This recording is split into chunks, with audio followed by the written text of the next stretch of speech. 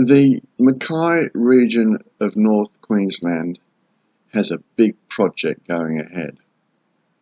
The whole of the Galillee basin and the Carmichael coal mine. Often it's called the Adani mine, but that's just what opponents want you to think. There is much more to it than that. And because of that, the Queensland government, like governments across the world, have always provided some major incentives for mining.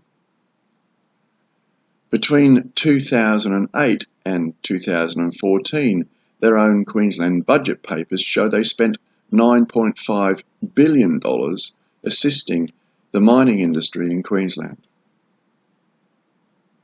It is because the Adani mine will be the first of a number of large mines proposed for the McKay region's Galilee basin, and it will facilitate the development of other projects.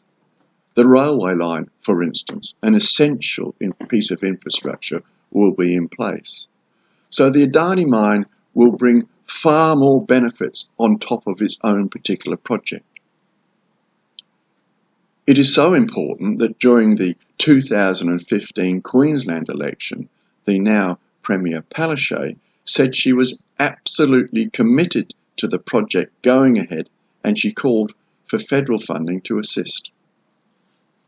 It was 5 years before that, in 2010, that the then Queensland Premier Anna Bligh announced the proposed Carmichael coal mine and rail project was being assessed as a significant project. Now, nearly 10 years later, the Deputy Premier of Queensland, Jackie Trad, says that she will not be rushed into a final decision.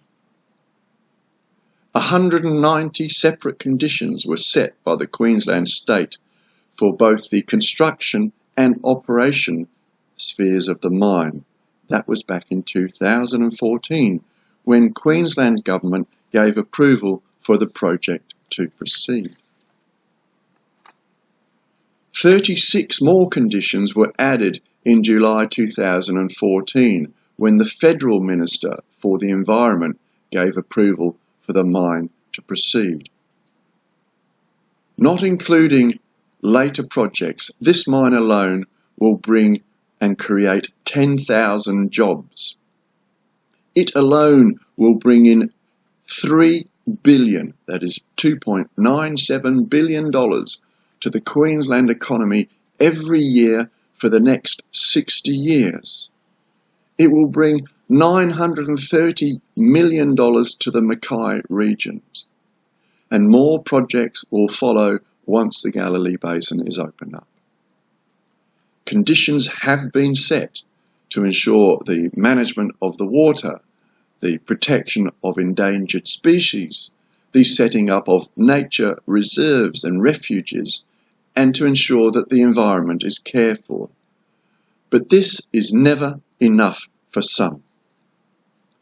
Extremist groups, they have been called vigilante litigants, have been engaged in delaying court actions which have been losers, setting about causing economic sabotage.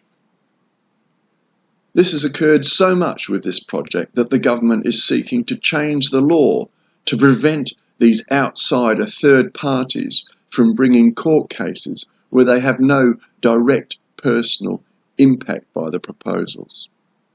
It has caused Adani in 2018 to announce that the project is going to be self-funding, and they'll be providing $2 billion Australian dollars to self-fund the project.